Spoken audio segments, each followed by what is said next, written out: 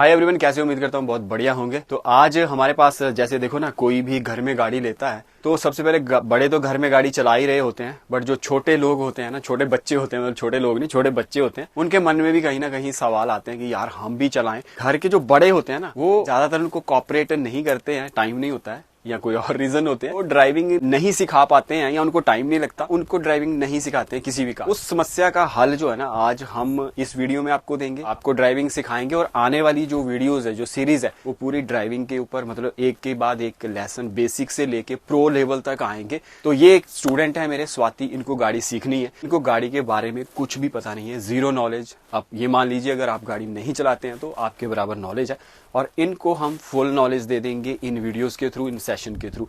तो सबसे पहले स्वाति, वेलकम आपका इस चैनल पर। और आपने इंटरेस्ट दिखाया है तो ठीक है, हमारी ड्यूटी है ये कि आपको जीरो लेवल से हम सिखाएंगे। और मैंने पहले, होता है ना, एक प्री असेसमेंट करते हैं कि इनको कितना नॉलेज है, तो वो मैं कर चुका हूँ।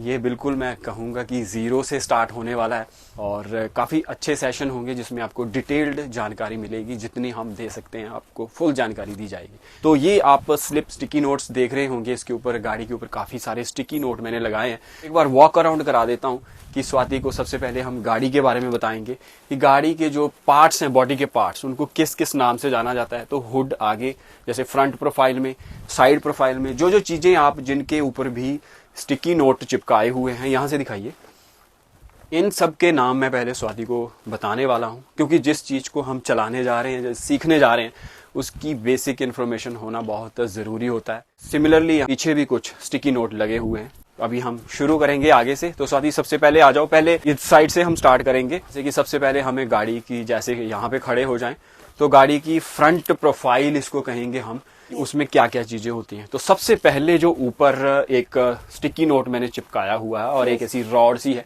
उसको एंटीना कहा जाता है। इसका काम क्या होता है? इसका काम होता है कि जो आपकी गाड़ी के अंदर इंफोटेनमेंट सिस्टम लगा होता है, उसमें एक रेडियो का भी फंक्शन होता है। तो रेडियो को जो सिग्नल्स आते हैं वो इस एंटीना के थ्रू उसके अंदर जाते हैं। जैसे हम ब्लूटूथ से कनेक्ट करते हैं अपना फोन? नहीं नहीं नहीं, वो तो ब्लूटूथ से कनेक्ट हो रहा है ना। तो वो दूसरा भी तो ऑप्शन होता है कि हम रेडियो भी चला सकते हैं। हाँ, तो जब ऑप्शन होता है ये रेडियो जब चलेगा आपका, हाँ जी, तो रेडियो के लिए जो सिग्नल आएंगे उसके लिए एंटीना रहता है। तो वो सिग्नल्स यहाँ से आते हैं, इस एंटीना के थ्रू आते हैं वो। ठीक है, उसके नीचे आ जाते हैं तो जो ये फ्रंट वाला ग्लास है, इसको फ्रंट विंडशील्ड कहा जाता है। विंडशील्ड जब गाड़ी चलती है तो इसके साथ हवा टकराती है, वो मतलब अंदर ना आए और आप आगे देख भी सके, इसीलिए इसको विंडशील्ड और ये ग्लास की बनी होती है, ताकि आपकी विजिबिलिटी प्रॉपर रहे। तो ये जो स्ट्रिक्स होती हैं, ये किसके लिए? ये इनको कहा जाता है वाइपर। अब देखिए, मौसम चेंज होता है, बारिश पड़ गई है ना, या ग्लास गंदा हो गया, आप काफी लंबे समय से गाड़ी को चला रहे हैं तो डस्ट बैठ गई, ये वाइपर होते हैं, इसको विंडशील्ड को क्लीन कर देते हैं। यहाँ पे वॉशर भी लगे होते हैं, यहाँ पे मैं दिखाने की कोशिश करता हूँ। यहाँ पे वॉशर होते हैं जिनका स्प्रे करते हैं पानी, यहाँ से पानी आ जाता है, विंडशील्ड गीली हो जाती है, और साथ में ये ऑपरेट होते हैं, ऐसे घूमते हैं ऊपर नीचे, तो ये विंडशील्ड को क्लीन कर लेते हैं ताकि आपकी विजिबिलिटी अच्छी हो जाए। उसके बाद नीचे आ जाते हैं, ये वाला एरिया, इसको हुड भी कहा जाता है, बोनट भी कहा जाता है। इंजन बेसिकली इसके नीचे रहता है, इसके अंदर रहता है इंजन, जो मेन गाड़ी का इंजन होता है। तो इसको यहाँ से हम खोल सकते हैं, इन केस अगर आपको इंजन की कोई भी कंडीशन या इंस्पेक्शन करनी है तो इसको खोला जा सकता है। ठीक है। तो ये क्या चीज होती है? उसके बाद ये ग्रिल है। एक्चुअली ये पूरा का पूरा एरिया, इसको एयर डैम भी कहा जाता है, और इसके अंदर रेडिएटर लगा होता है जो आपके इंजन को ठंडा रखता है। पूरा एक वाटर सर्कुलेशन जैकेट लगी होती है इंजन के सराउंडिंग में।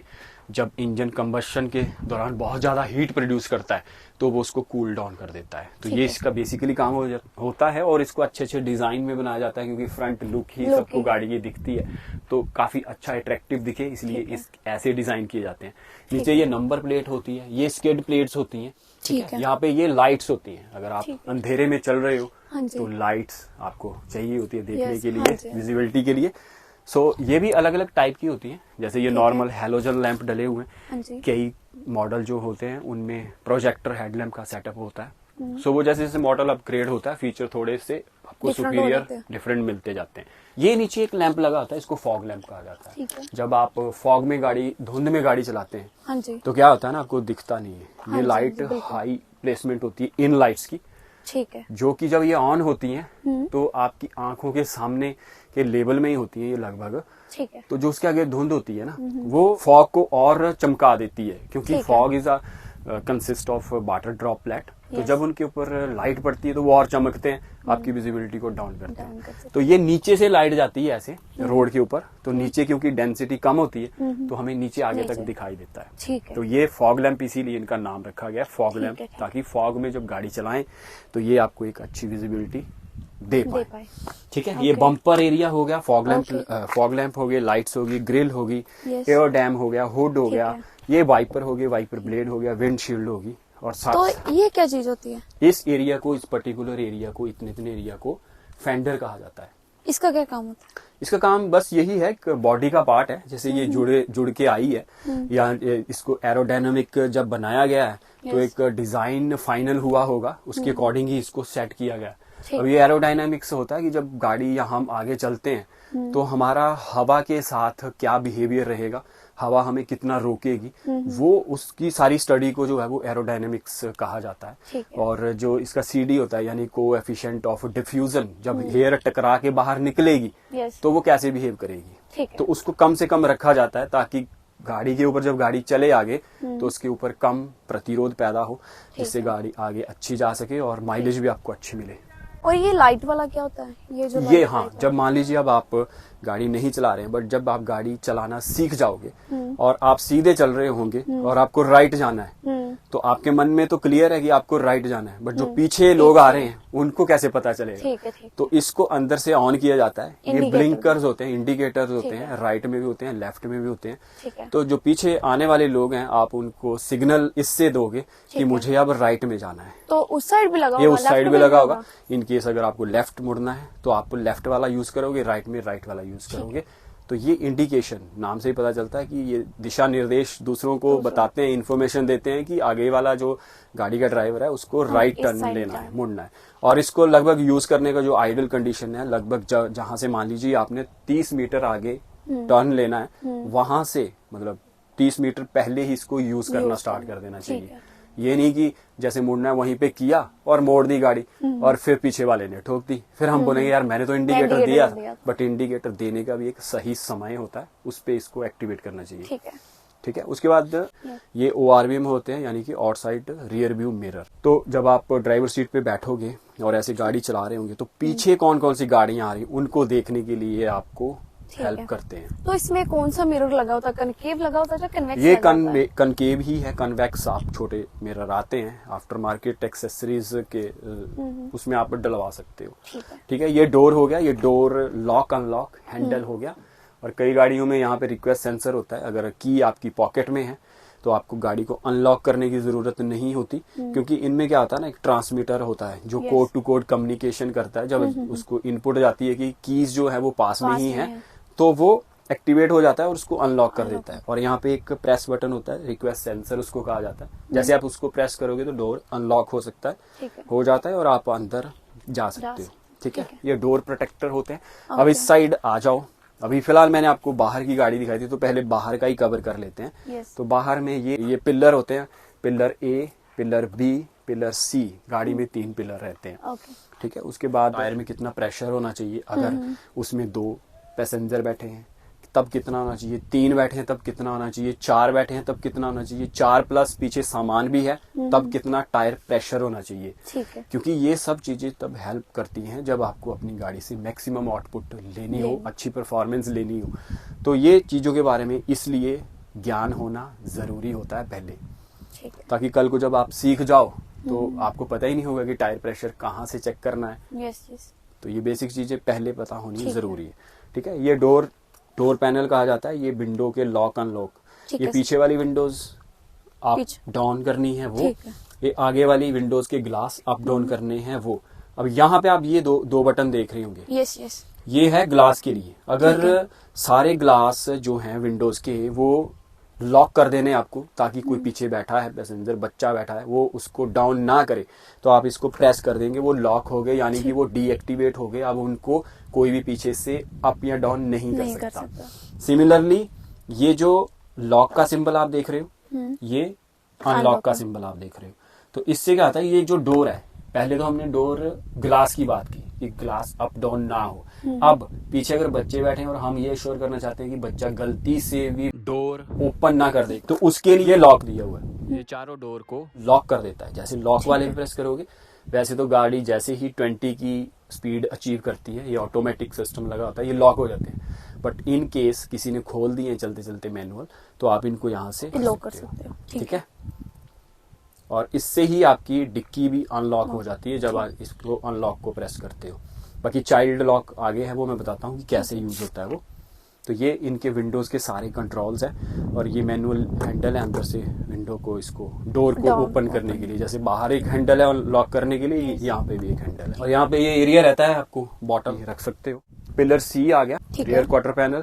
ये बम्पर एरिया, डिक्की, इसको टेल गेट कहा जाता है। ठीक है। जो ये पिछला डोर होता है इसको टेल गेट कहा जाता है। और इसके अंदर का जो एरिया है उसको बूट स्पेस कहा जाता है, जहाँ पे हम अपने लगेज वगैरह रख सकते हैं। और बूट स्पेस को ऊपर से जो ट्रे कवर करती है उसको ट्रे कहा जाता है, या फिर बूट स्पेस कंपार्टमेंट कवर भी कहा जाता है। ठीक है। तो ये हर गाड़ी का बूट स्पेस जो है वो अब उसके साइज के हिसाब से वेरी करता है कि वो कितने लीटर का है। इसकी कैपेसिटी को जो है लीटर में मेजर करते हैं कि कितने लीटर वॉल्यूम है इसका, कितना सामान आ जाता है बेसिकली, उससे वो पता चलता है। ठीक है। इसको ओपन करने के लिए कहाँ से ओपन करेंगे हम? आई थिंक यस, यहाँ पे एक स्विच होता है जिसको इलेक्ट्रोमैग्नेटिक टेल गेट ओपनर कहा जाता है। उसको प्रेस करेंगे तो ये ऐसे ओपन हो जाता है। ठीक है। ठीक है। ये बूट स्पेस हो गया। और जो टायर है, स्पेयर व्हील, अगर बाई चांस टायर पंचर हो जाए तो एक और टायर चाहिए, वो यहाँ पे नीचे दिया रहता है। ठीक है। ठीक है। और ये ऐसे इस तरीके से लॉक हो जाता है। तो ये क्या चीजें होती हैं? ये हाँ, अलग अलग अलग ये अलग यस, लिखा ये मैंने हुआ है। कवर कर ली। उसके बाद ये बम्पर एरिया है। यहाँ पे देखिए ये स्टिकी नोट लगे हुए हैं जो मैंने एक्सप्लेन अभी नहीं किए, तो यहाँ से स्टार्ट करते हैं। ये पूरा का पूरा तो बम्पर आ गया। अब ये रिफ्लेक्टर लगा हुआ है। इसका मतलब जब पीछे से कोई गाड़ी आ रही होगी, उसकी लाइट जब यहाँ पे पड़ेगी तो ये चमकेगी, रिफ्लेक्ट करेगी, तो उसको दिखाई देगा कि आगे कुछ है।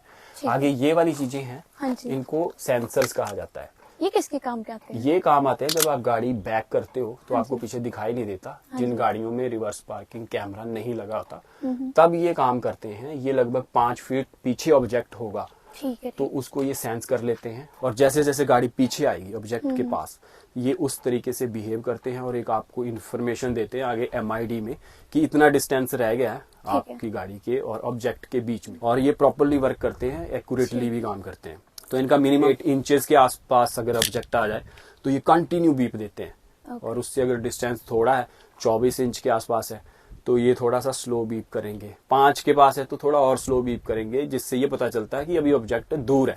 बट अगर कंटिन्यू बीप आ जाती है, मतलब 8 इंचेस के आसपास है या उससे नीचे है, तो तब गाड़ी को रोक देना होता है।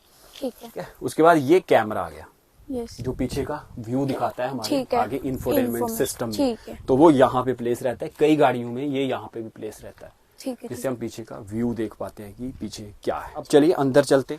तो ठीक है, जैसे आगे हमने फ्रंट प्रोफाइल में आगे ऊपर से स्टार्ट किया था, यहाँ पे हम ऊपर से स्टार्ट करते हैं। तो ये 2 चीजें आप देख रहे होंगे, बता सकते हैं क्या है ये? मेरे हिसाब से अगर लाइट वगैरह पड़ रही हो तो हाँ, सूरज की रोशनी। जब सूर्य की रोशनी आंखों में पड़ती है तो हम आगे से देख नहीं पाते। तो इनको हम ऐसे डाउन करके आंखों के आगे ले आके फिर अपनी मतलब कन्वीनियंस के हिसाब से आगे देख सकते। तो इनको कहा जाता है सन वाइजर। इस सन वाइजर में जैसे मेकअप के लिए, जैसे लेडीज वगैरह के लिए ना, यहाँ पे ठीक है। मेकअप का काफी रहता है ना, थोड़ी देर बाद खराब हो जाता है मेकअप, तो यस, यस। उस चीज के लिए यहाँ पे दिया रहता है। इसको वैनिटी मिरर कहते हैं। जैसे वैनिटी वैन वगैरह होती है, हाँ जी, हाँ जी। तो उसी से इसका नाम वैनिटी मिरर पड़ा कि ये एक चलती फिरती आपकी वैनिटी है, आपकी गाड़ी, आपका घर होता है बेसिकली। सो ये है IRBM। जैसे कि हमने बाहर देखा ORBM था, उसको बोलते हैं आउटसाइड रियर व्यू मिरर। ये IRBM है, यानी कि इनसाइड, अंदर से आपको पीछे का व्यू दिखाता है। तो इसको IRBM कहा जाता है। ठीक है। उसके बाद ये जो सारा एरिया है इसको डैशबोर्ड कहा जाता है। ठीक है। और सेफ्टी फीचर्स के लिए इसमें 2 एयर बैग लगे होते हैं गाड़ी में। आजकल मैंडेटरी हो गए हैं कि हर गाड़ी में जो एयर बैग है वो मैंडेटरी होना ही चाहिए। ठीक है। तो एक एयर बैग यहाँ पे रहता है और दूसरा एयर बैग यहाँ पे रहता है। और फॉग के दौरान ये वाले जो गैप यहाँ पे देख रहे होंगे, ये गैप इसलिए होते हैं ताकि जब हम ब्लोअर को रन करें, AC को रन करें, तो यहाँ से एक एयर का फ्लो आए और सीधा वो विंड स्क्रीन पे पड़े, ताकि जब फॉगिंग होती है, कई बार देखा होगा आपने कि जब गाड़ी चला रहे होते हैं तो व्हाइट हो जाता है पूरा फॉग। तो उसको क्लीन करने के लिए इनका यूज किया जाता है। और वो कहाँ से होता है मैं आगे बताता हूँ। उसके बाद ये इसके मीटर्स होते हैं कि यानी कि जो इंजन हमारी गाड़ी को रन कर रहा है वो कितने आरपीएम पर काम कर रहा है, उसका कितना जोर लग रहा है, वो टैकोमीटर से पता चलता है। आरपीएम जो है उनको मेजर करने के लिए टैकोमीटर होता है, इसलिए ये जो है आरपीएम वाला मीटर कि इंजन कितना जोर लगा रहा है, इंजन कितना काम कर रहा है, वो टैकोमीटर से मेजर होता है। तो आइडली वैसे 2000-2500 आरपीएम काफी होते हैं किसी भी गाड़ी को अच्छे से चलाने के लिए। तो ये टैकोमीटर होता है, ये स्पीडोमीटर। अब ये जो इंजन चल रहा है स्पीड पे, तो गाड़ी जब चल रही है आगे तो वो कितनी स्पीड पे चल रही है, हम वहां से हमें पता चलता है कि हम इतनी स्पीड पे चल रहे हैं। और वैसे भी एक आइडल कंडीशन होती है कि 60 पे चलो या 70 पे, तो इसको देख के हम अपनी स्पीड को मेंटेन कर सकते हैं और ये भी कंफर्मेशन हमें मिलती है कि यस हम सेफ चले हुए हैं। और 60-70 में ही आप सेफ भी चलते हो और आपको माइलेज भी अच्छी मिलती है। अच्छा, इसकी मिनिमम और मैक्सिमम 60-70 ही होते हैं? नहीं, मैक्सिमम तो देखो 220 है इसकी। हाँ जी, बट जो हमारे लिए यूजफुल है, जो सब सूझवान व्यक्ति जो है वो सजेस्ट करते हैं वो 60-70 में चलें आप तो सही है। हाईवे पे 80 या 100 के बीच में आप अपनी जो आपकी स्केल है उसके हिसाब से आप जा सकते हो। ठीक है, तो ये इतनी ज्यादा क्यों दी हुई है? ये ऐसे ही दे दी होती है, मतलब कभी यहाँ पहुंचेगी तो है नहीं, बट दे दी है क्योंकि ये मारुति 800 तो है नहीं। मारुति 800 में क्या है कि जो उसकी लिमिट दी है वो उससे भी क्रॉस कर जाती है। अच्छा, हाँ, मतलब उसकी 140 दी हुई है, वो 140-46 तक पहुंच जाती है। अच्छा। उसके बाद ये इंफोटेनमेंट सिस्टम है। जब बैक कैमरा यूज होगा उसका डिस्प्ले यहाँ पे आएगा, यहाँ पे एसी लगा रहता है, एसी यहाँ से ऑन होता है, ये वाले बटन से एसी ऑन होता है। जब एसी ऑन होगा तो उसकी ठंडी हवा यहाँ से आएगी, यहाँ से आएगी, यहाँ से आएगी, यहाँ से आएगी, वहां से आएगी और नीचे पैरों में भी आती है। अगर आप चाहते हैं कि नहीं मेरे फेस पे ही आए, तो जब एसी चला हुआ है, अभी मैं एसी का समझा रहा हूँ, जब इस स्विच को ये एयर फ्लो कहाँ पे होना चाहिए, यहाँ से तो हवा आ रही है, मतलब ठंडी हवा जनरेट होना स्टार्ट हो गई। अब वो कितनी आए यहाँ से होगा सिलेक्ट। फैन की स्पीड की 1 नंबर पे, जैसे घर में फैन होता है, सिंपल एग्जांपल कि 1 नंबर पे चलाओगे तो ज्यादा हवा आएगी, कम आएगी, 2 पे ज्यादा, 3 पे और ज्यादा, 4 पे और ज्यादा। तो वो यहाँ से हम सिलेक्टर है ये, इससे कम ज्यादा करेंगे। अब यहाँ से हवा बननी स्टार्ट होगी ठंडी। अब यहाँ पे कितनी आ रही है, अब हम चाहते हैं कि नहीं यार और कंफर्टेबल आने के लिए मुझे चाहिए कि मेरे पैरों में आए सिर्फ वो, तो वो यहाँ से डायरेक्शन सेट होती है फिर। ठीक है, अगर मुझे सिर्फ पैरों में हवा चाहिए तो मैं सिलेक्टर स्विच को यहाँ पे रखूंगा।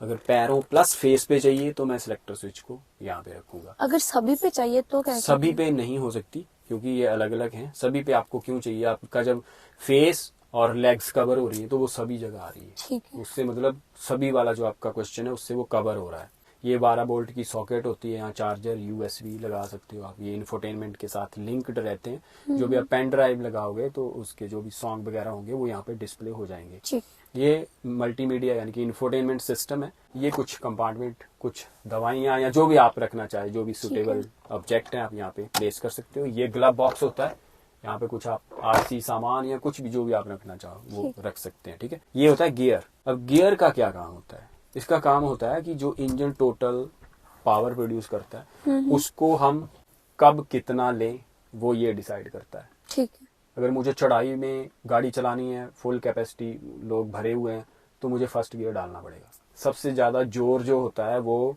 पहले गियर में होता है। सबसे ज्यादा स्पीड 5वें गियर में होती है, सॉरी, जिसमें 5 गियर हैं तो 5वें गियर में होती है। सबसे ज्यादा स्पीड आपको मिलती है। हमेशा जब गाड़ी चलाते हैं तो पहला गियर डाला जाता है। फिर जैसे जैसे स्पीड बढ़ती जाती है गियर शिफ्ट होते जाते हैं आगे, 2nd, 3rd, 4th, 5th। Highway पे हम 5th पे चलते हैं। क्या स्पीड के लिए यूज करना है वो ये डिसाइड करता है, मतलब हम डिसाइड करते हैं, इसको कमांड देते हैं कि दूसरा चाहिए मुझे यहाँ पे। उसके बाद ये हैंड ब्रेक होती है। गाड़ी जब भी हम खड़ी कर देते हैं, पार्क कर देते हैं, तो इसको इंगेज करना होता है हमेशा।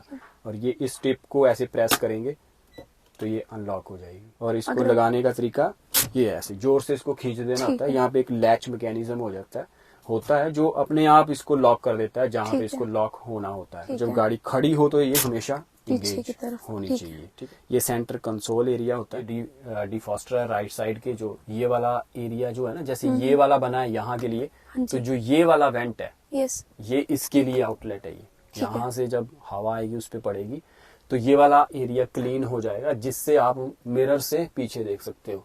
ठीक है, उसके बाद यहाँ पे आएंगे हम, तो ये जो ORVM है उसकी पोजीशनिंग सेट करने के लिए कंट्रोल यहाँ पे दिया रहता है। ठीक है। और जो आगे मैंने लाइट्स बताई थी उनकी जो लेबलिंग है, मतलब लाइट ऐसे पड़ रही है, ऐसे पड़ रही है, या ऐसे, या फिर हाईवे पे या आगे रोड पे उसकी जो बीम है वो कैसा आना चाहिए, ऊपर नीचे या हाइट के हिसाब से, या मुझे कितनी दूर तक देखना है, वो इससे सिलेक्ट होता है। वो जैसे आप इसको ऊपर नीचे करेंगे ऐसे, तो वो ऊपर नीचे होता है बीम, ऐसे आगे तक दिखाएगा या पीछे तक। नॉर्मली जो रिकमेंडेशन है 0, जब आप सिंगल हो, ओनली ड्राइवर है, तब आप 0 पे रखते हो।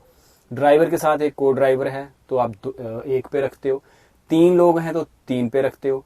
फुल कैपेसिटी के साथ चल रही है, मतलब 5 लोग बैठे हैं ड्राइवर के साथ, तो 3 पे रखते हैं। 4 पे तब रखते हैं जब 5 लोग अंदर बैठे हों, प्लस लगेज भी हो, कार्गो जो आपका पीछे बूट स्पेस है उसमें सामान भी पड़ा। उससे क्या होता है ना, गाड़ी ऐसे दबती है ऐसे, तो आगे से थोड़ी सी उठ जाती है, तो बीम जो है वो ऊपर हो जाएगा। तो एक तो आपको रोड की कंडीशन सही से नहीं दिखाएगा, दूसरा जो आगे आने वाली गाड़ियां हैं उनको वो डिस्ट्रैक्ट करेगा, आंखों में पड़ेगी। तो इसको 4 पे रखेंगे आप उस टाइम, ताकि वो नीचे आ जाए बीम। तो इसलिए ये सिलेक्टर स्विच रहा कि अगर मुझे राइट साइड में जाना है तो इंडिकेटर, तो उसको यहाँ से हम कमांड देते हैं, ऑन करते हैं, तो वो राइट साइड वाला ऑन एक्टिव हो जाता है, और ये बीच में न्यूट्रल, और ये यहाँ से वो लेफ्ट साइड का। ठीक है। ये देखो, ये यहाँ पे ऑफ पोजीशन पे है, तो जैसे इसको ऑन पे करेंगे तो ये आगे वाली लाइट्स ऑन हो चुकी है। ठीक है, ये हो गए इंडिकेटर्स के और लाइट को ऑन ऑफ करने के स्विचेस। अब इस साइड है जो वाइपर मैंने दिखाए थे आपको, हाँ जी। उनको जैसे बोला था ना मैंने कि डस्ट पड़े तो वो चलते हैं, तो वो इससे चलते हैं। ठीक है। इसको ऊपर करेंगे तो वैसे एक्टिवेट हो जाएंगे, और उनकी भी स्पीड होती है। अगर कम बारिश है, आपको थोड़ी थोड़ी देर बाद वाइप करना है, तो आप उस स्पीड पे रखोगे, और बहुत ज्यादा बारिश है, हैवी रेन हो रहा है, तो आप उसको हाई पे रखोगे, तो वो फटाफट आपका विंड स्क्रीन जो है वो क्लीन करता रहेगा। तो ये वाइपर के कंट्रोल हो गए, और ये इंडिकेटर और लाइट्स के कंट्रोल हो गए।